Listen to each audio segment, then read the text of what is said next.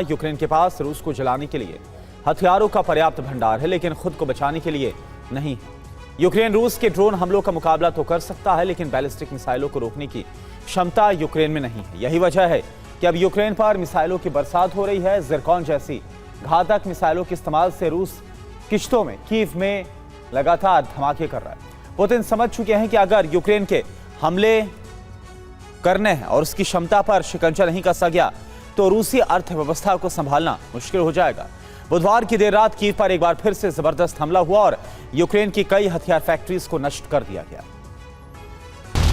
रूस का सबसे बड़ा टारगेट अब कीव है, क्योंकि यही सेना का मुख्यालय है।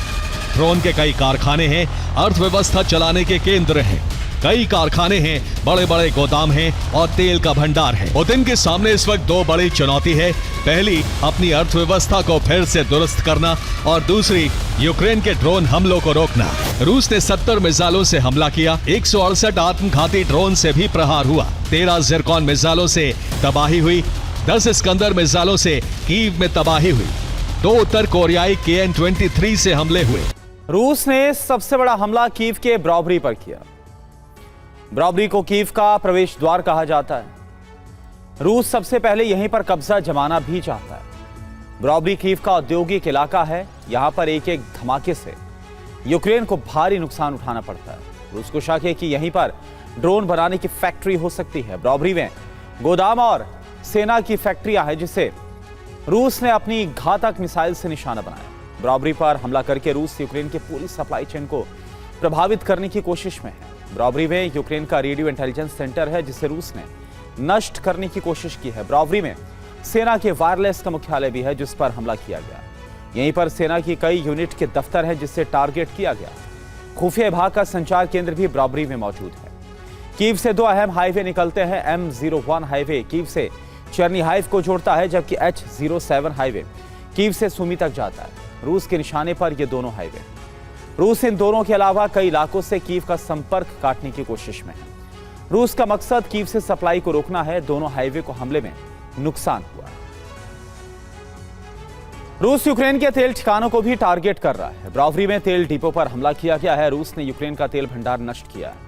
मिसाइल हमले के बाद कई तेल टैंकर्स में आग लग गई। रूस ने यूक्रेन के एंटोनोव रिपेयर प्लांट पर हमला किया। यहां पर विमान निर्माण और मरम्मत का सेंटर है। यहां सैन्य विमानों की मरम्मत भी होती है। यूक्रेन की सरकार विमान कंपनी का सबसे बड़ा केंद्र यही है। रूस के मिसाइल हमलों से इस सेंटर को काफी नुकसान पहुंचा है। एक फ्रंट पश्चिमी एशिया में धधक रहा है तो दूसरा फ्रंट यूरोप में दहक रहा है। रूस के हमलों के जवाब में यूक्रेन ने भी भीषण ड्रोन वर्षा की। 24 घंटे से पहले कीव पर हमलों को बदला ले लिया गया। अब आज की रात यूक्रेन के लिए खौफनाक साबित हो सकती है, क्योंकि बौखलाया रूस बड़ी तैयारी कर रहा है। हो सकता है कि यूक्रेन से युद्ध का विस्तार अब नेटो देशों तक हो जाए, क्योंकि यूक्रेन के हमलों के पीछे नेटो का इंटेलिजेंस इनपुट था। रूस पहले भी धमकी दे चुका है कि अगर नेटो देश यूक्रेन को हथियार देते रहेंगे तो रूस नेटो देशों को तबाही के लिए जिम्मेदार ठहराएगा और इस तबाही का बदला जरूर लेकर रहेगा। यूक्रेन ने दावा किया है कि पिछले 100 दिन में यूक्रेन ने रूस की 34 रिफाइनरियों को टारगेट किया, जिसमें से 24 रिफाइनरियों पर 50 से ज्यादा हमले किए गए। इससे रिफाइनरी की क्षमता घट गई, जो पहले 5.3 से 5.6 मिलियन बैरल प्रतिदिन थी, वो घटकर 3.6 मिलियन बैरल प्रतिदिन पर आ गई। यूक्रेन ने हाईटेक सर्विलांस नेटवर्क की वजह से रूसी तेल ठिकानों पर आक्रमण किया, जिससे रूस को बड़ा नुकसान हुआ। यूक्रेन कैसे इस तरह के हमलों को अंजाम दे रहा है, यह आप समझिए। दरअसल यूक्रेन को नेटो का साथ मिल रहा है। इस वजह से उसके सर्विलांस ड्रोन रूसी बॉर्डर पर एक्टिव रहते हैं।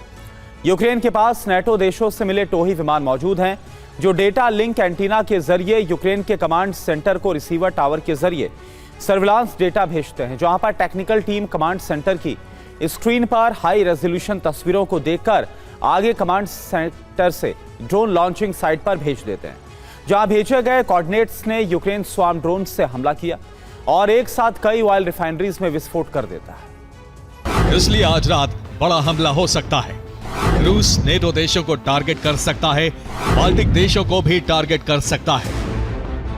रूस अब यूक्रेन के ग्रेटर ओडेसा में भारी तबाही मचा सकता है और इस बार क्रीमिया से हमला किया जा सकता है। दरअसल ग्रेटर ओडेसा यूक्रेन का सबसे बड़ा लॉजिस्टिक पोर्ट और वॉर बेस है। जो 3 बंदरगाहों को मिलाकर बना हुआ है। पहला पोर्ट ओडिशा है जिसकी कार्गो क्षमता 4 करोड़ टन है। दूसरा पोर्ट चोर्नोमॉर्स्क है जिसकी कार्गो क्षमता 2.5 करोड़ टन है। तीसरा पोर्ट है पिवदेनी जिसकी कार्गो क्षमता 2 करोड़ टन है। ये पूरा तटीय इलाका ग्रेन साइलो हब है जहां से यूक्रेन के 90% कृषि उत्पादों का निर्यात होता है। अगर रूस ने हमला करके इसे तबाह कर दिया तो अनुमानित तौर पर यूक्रेन को रोजाना 668 करोड़ का नुकसान हो सकता है।